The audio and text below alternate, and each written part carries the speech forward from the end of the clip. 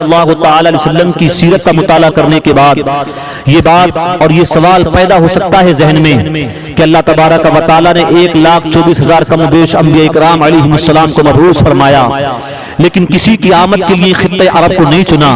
لیکن جب باری محبوب کی آئی تو خطہ عرب کو چنا گیا۔ اس میں حکمت کیا ہے؟ تو میرے عزیزو، اصل حکمت تو قدرت ہی جانتی ہے، لیکن کچھ باتیں ہیں جو ذہن میں آ رہی ہیں وہ آپ کے سامنے رکھ دیتا ہوں۔ حکمت خدا بندی یہ تھی کہ ہدایت و نجات کا یہ آفتاب جزیرہ عرب کے افق سے طلوع ہو، جو کائنات کا سب سے تاریک خطہ تھا، جس کو اس آفتاب کی سب سے زیادہ ضرورت تھی۔ اور دوسری وجہ یہ کہ عرب ایسا ملک ہے جو ایشیا، افریقہ اور یورپ کے بر اعظموں کو خشکی اور طریق راستوں سے آپس میں ایک دوسرے سے جوڑ دیا کرتا ہے۔ رب تبارک و تعالی نے جوڑنے والے محبوب کو جوڑنے والے ملک میں پیدا فرمایا۔ اور عرب کے اندر بھی شہر مکہ کو محبوب کی آمد کے لیے چنا گیا۔ اس میں حکمت یہ تھی کہ مکہ کے معانی میں ایک معنی ناف زمین کا بھی ہوا کرتا ہے۔ اس کرۂ ارض کے بیچو بیچ میں ہونے کا شرف یہ مکہ المکرمہ کی زمین کو حاصل ہے۔ جس طرح سے ناف انسان کے وسط میں واقع ہوتی ہے، انسان کے بیچو بیچ میں واقع ہے، ایسے ہی مکہ پوری زمین کے بیچو بیچ میں واقع ہے۔ پروردگار عالم کی حکمت یہ تھی، قدرت کی حکمت یہ تھی کہ محبوب کو زمین کے بیچو بیچ میں پیدا فرمایا جائے۔ ہدایت و نجات کا یہ آفتاب زمین کے بیچوں بیچ میں طلوع ہو تاکہ اس کی روشنی ساری کائنات کو روشن و منور کر ڈالے۔ میرے عزیزو، پیارے آقا صلی اللہ تعالی وسلم عرب ہی میں پیدا ہوئے، اس لیے کہ عرب کو اس وقت اس کی سب سے زیادہ ضرورت تھی۔ ایک جملہ میں نے بولا تھا کہ کائنات کا سب سے تاریک خطہ اس وقت عرب کا خطہ تھا۔ تو اب یہاں پر یہ ذہن میں سوال پیدا ہو سکتا ہے کیوں تھا سب سے تاریک؟ تو آؤ پہلے عربوں کی مذہبی حالت جانتے ہیں کہ ان کی مذہبی حالت کیا تھی۔ ان کی مذہبی حالت یہ تھی کہ ایک طبقہ ایسا تھا کہ جو وجود خداوند کا ہی انکار کر چکا تھا۔ وہ کہتا تھا کہ ہم خود ہی جیتے ہیں، خود ہی مرتے ہیں، ہمیں مارتا ہے تو زمانہ مارتا ہے۔ ان کا ذکر قرآن میں کیا گیا، کہا گیا قالوا ما ہی الا حیاتنا الدنیا نموت ونحیا وما یہلکنا الا الدہر۔ انہوں نے کہا کہ یہی ہماری زندگی ہے۔ اس کا مفہوم ہے آیت کریمہ کا کہ یہی ہماری زندگی ہے، دنیا کی زندگی، اس کے بعد کوئی زندگی نہیں، اور ہم خود ہی جیتے ہیں، مرتے ہیں، اور ہمیں مارتا ہے تو زمانہ مارتا ہے۔ اسی طبقے کو دہریہ طبقہ کہا جاتا تھا، جس کے جراثیم آج بھی مغربی تہذیب میں شدت کے ساتھ پائے جاتے ہیں، ان کی درسگاہوں میں شدت کے ساتھ پھیلے ہوئے ہیں۔ اور ایک طبقہ ایسا تھا جو پروردگار عالم کا تو یقین کرتا تھا، پروردگار عالم پر تو یقین رکھتا تھا، لیکن قیامت، حشر و نشر، سزا، جزا، اس تمام باتوں کا انکار کیا کرتا تھا۔ ان کا عقیدہ یہ تھا، ان کا نظریہ یہ تھا کہ یہ کیسے ہو سکتا ہے کہ ایک بوسیدہ ہڈیوں کو دوبارہ ان کو زندگی دی جائے، ان کو دوبارہ جوڑا جائے، ان کو دوبارہ زندگی بخشی جائے، یہ کیسے ہو سکتا ہے؟ انہی میں کا ایک شخص جس کا نام عاص بن وائل ہے، وہ میرے آقا کریم صلی اللہ تعالی علیہ وسلم کے پاس بوسیدہ ہڈیوں کو لے کر آیا اور ان کو مسلتا جاتا تھا اور کہتا تھا محمد کیا تمہارا یہ خیال ہے کہ ان کو دوبارہ جوڑا جائے گا، ان کو زندگی عطا کی جائے گی، ان میں جان ڈالی جائے گی؟ تو میرے محبوب نے فرمایا ہاں، ان کو بھی دوبارہ زندگی عطا کی جائے گی، اور پروردگار عالم تجھے بھی دوبارہ زندہ کرے گا اور جہنم میں ڈالے گا۔ اس وقت یہ آیت کریمہ نازل ہوئی، کہا گیا کہ یہ کیسے احمق لوگ ہیں جو پروردگار عالم کی قدرت سے بوسیدہ ہڈیوں کا دوبارہ زندہ ہونا اپنی نادانی سے ناممکن جانتے ہیں۔ کہا گیا کہ تم اپنے آپ کو دیکھو کہ تم پہلے کیا تھے، اپنی ابتدا میں تم ایک گندا نطفہ تھے، ان ہڈیوں سے، بوسیدہ ہڈیوں سے بھی حقیر تر۔ پھر پروردگار عالم نے اس گندے نطفے کو جان عطا فرمائی، پھر اس کو انسان بنایا، انسان بن کے سب مغرور و متکبر ہو گیا کہ قدرت ہی کا انکار کر بیٹھا اور اب جھگڑنے آ گیا۔ کہا گیا کہ جو قدرت پانی کے ایک قطرے کو زندگی عطا فرما کے انسان بنا سکتی ہے، اس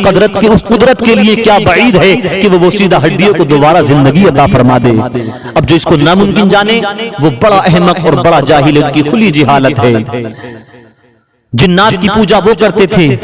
پتھروں کی پوجا وہ کرتے تھے، چاند اور سورج کے سامنے سجدے وہ کیا کرتے تھے، ان کو اپنا معبود وہ مانا کرتے تھے، اور بت پرستی تو عام ہو چکی تھی۔ لات، منات، عزا، ود، یغوث، یعوق، سواع، ان تمام بتوں کی پرستش کی جاتی تھی۔ اور میرے عزیزو جہالت کا یہ عالم تھا کہ اگر کسی سردار کا انتقال ہو جاتا تو اس کی قبر کے پاس میں ایک زندہ اونٹ کو گڈھا کھود کر اس کی گردن کو اس میں داب دیا جاتا تھا، اور جب تک وہ دم گھٹنے کی وجہ سے، بھوک اور پیاس کی وجہ سے تڑپ تڑپ کے دم نہیں توڑتا تھا، اس کو ایسے ہی چھوڑ دیا جاتا تھا، اور جب وہ دم توڑ دیتا تھا تو اس کو جلا دیا جاتا تھا، اور یہ گمان کیا جاتا تھا کہ جب یہ مرنے والا قبر سے اٹھے گا تو یہ اونٹ اس کی سواری بنے گا۔ اگر کسی اونٹ کو خارش ہو جاتی تو دوسرے اونٹ کو داغ دیا جاتا تھا آگ سے، اور یہ گمان کیا جاتا تھا کہ پہلا والا اونٹ صحت یاب ہو جائے گا۔ اگر کسی امیر کا انتقال ہو جاتا تو اس کی قبر پہ زندہ اونٹ کو کوچے کاٹ کر چھوڑ دیا جاتا، یہاں تک کہ اس کے خون سے اس کی قبر رنگین ہو جایا کرتی تھی، اور یہ سمجھا جاتا تھا کہ لوگ دیکھیں گے تو سمجھیں گے یہ بڑا امیر تھا کہ اونٹ کے خون سے اس کی قبر کو رنگین کیا گیا ہے۔ اگر کسی شہر میں وبا پھیل جاتی، کسی بلا کی خبر آتی اور کوئی دوسرے شہر والا انسان اس میں داخل ہوتا تو وہ اس شہر کی شاہراہ پر جا کر پھیل جایا کرتا تھا اور گدھے کی طرح احمقانہ آوازیں کیا کرتا تھا، حرکتیں کیا کرتا تھا۔ اس کا یہ ماننا تھا، اس دور کے لوگوں کا یہ ماننا تھا کہ ایسا کرنے سے وباؤں سے ہم محفوظ رہیں گے، جنات کے شر سے ہم محفوظ رہیں گے۔ بیٹی پیدا ہونے کو معیوب سمجھا جاتا تھا، کسی کا شوہر مر جاتا تو اس سے جینے کا حق چھین لیا جاتا تھا، مظلوموں پر ظلم و ستم کے پاؤں توڑے جا رہے تھے، یتیموں کے مالوں پر ناجائز قبضہ جمایا جا رہا تھا۔ ضرورت تھی کسی محسن انسانیت کی، ضرورت تھی کسی معلم انسانیت کی۔ یہ درد کے مارے بھیک مانگ رہے تھے نجات کی، درد سے نجات کی بھیک مانگ رہے تھے۔ آخرکار دنیا کا انتظار ختم ہوتا ہے، ربیع الاول کی 12 تاریخ ہے، پیر کا دن ہے، صبح کا وقت ہے، آمنہ کا آنگن ہے، آمنہ کا لال بن کے، عبداللہ کا بیٹا بن کر، عبد المطلب کا پوتا بن کر رب کا محبوب اس دنیا میں تشریف لا رہا ہے۔ اب میں یہاں پر اس بات کو روک کے ان لوگوں سے تھوڑی دیر مخاطب ہوں جو نبی کو، میرے نبی کو اپنی طرح بشر کہہ دیا کرتے ہیں۔ ہے کوئی ایسا جو اپنی ولادت کے حالات کو بیان کر سکے؟ ہم نے دنیا کے بڑے بڑے زمینداروں کو دیکھا، ہم نے دنیا کے بڑے بڑے تعلیم یافتہ لوگوں کو دیکھا، ہم نے دنیا کے بڑے بڑے بہادروں کو دیکھا۔ ان کے بارے میں یہ تو کہا جاتا ہے کہ فلاں شخص تھا جو فلاں سرزمین پر فلاں تاریخ میں پیدا ہوا، لیکن یہ نہیں کہا جاتا کہ کس انداز سے پیدا ہوا۔ جو لوگ میرے نبی کو اپنی طرح بشر کہتے ہیں، ان کے بڑے مولوی صاحب جن کا نام اشرف علی تھانوی ہے، ان کے بارے میں یہ تو کہا جاتا ہے کہ وہ 1280 میں تھانہ بھون میں پیدا ہوئے، لیکن یہ نہیں کہا جاتا کس طرح پیدا ہوئے۔ ایک اور ان کے بڑے مولوی جن کو قاسم نانوتوی کہا جاتا ہے، ان کے بارے میں یہ تو کہا جاتا ہے کہ وہ 1833 میں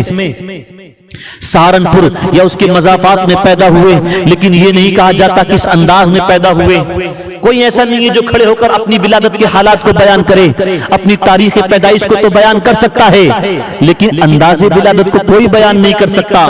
کون ایسا ہے جو کھڑا ہو کر یہ کہے کہ جب میری والدہ 19 سے ہوئی، جب میری والدہ 19 سے ہوئی تو اس کا چلنا پھرنا دشوار ہو گیا، اس کا اٹھنا بیٹھنا دشوار ہو گیا، جیسے جیسے ولادت کا وقت قریب آتا جاتا تھا اس کو ڈراؤنے خواب نظر آتے تھے، دل دہل جایا کرتا تھا، نیند اڑ جایا کرتی تھی، اور جب ولادت ہوئی، جب پیدائش ہوئی تو میرے اوپر غلاظت کا کھول چڑھا ہوا تھا، پھر دائی نے اٹھایا، نہلایا، دھلایا، سرما لگایا، پاؤڈر لگایا، تب جا کے کہیں چہرہ دیکھنے کے لائق ہوا۔ کون ایسی باتوں کو بیان کرتا ہے؟ لیکن اب میرے محبوب کی ولادت کو جب بیان کیا جاتا ہے تو شان کے ساتھ بیان کیا جاتا ہے۔